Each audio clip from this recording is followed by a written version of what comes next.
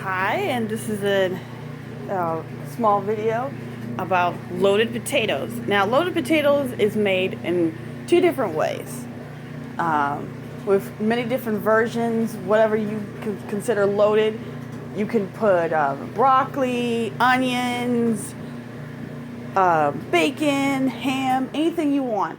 But loaded is basically anything that you feel that will mix well with cheese, the potatoes, and such.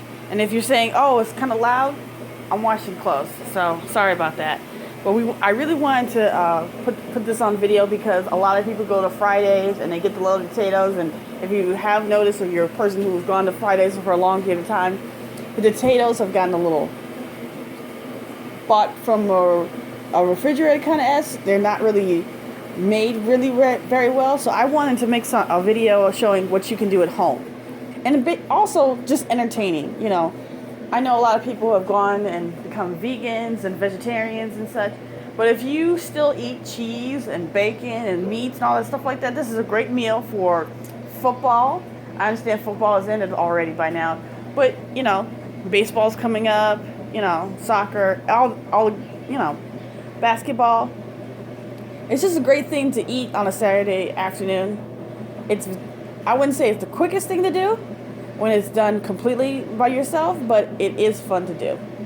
Okay, what we're gonna do is you're gonna get as many potatoes as you want, as you can fit on a flat pan. You're gonna grease the pan and you're gonna cut a potato in half.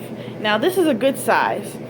All you're doing is you're washing it and you're cutting it in half. I'm gonna show you a little bit because I already started a little bit of that part already.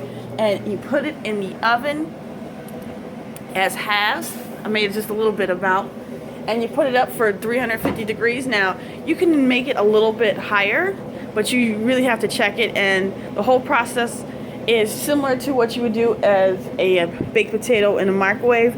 You're going to cook it to a certain amount, make it kind of brown. You're going to then flip it over. Also make sure as you're washing it to add water to this, because the whole thing about it is that potatoes, you're roasting the potatoes, so you need moisture to come in and make sure that it's kind of a fall off the bone kind of S thing. So it has to be nice and crisp, but not too crisp, and very, very soft. Because when we go over, and we're going to do in a minute, when both sides are cooked, we're going to add the cheese. Now you can have any kind of cheese. I have sharp cheese right here, but any cheese is basically fine. It's mostly has to be shredded. Now you can go get a block and shred your stuff all really quick, or just cut it up. Just understand that you have to make it basically easy to apply to each potato.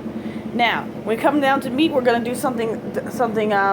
If you have extra bacon, then add the bacon. That's what's commonly used, or any other meats that you feel like you can add that will really, I wouldn't say bologna, but bacon, any kind of, holiday meat, that sometimes as well. I've heard of even salami, because salami actually cooks really well.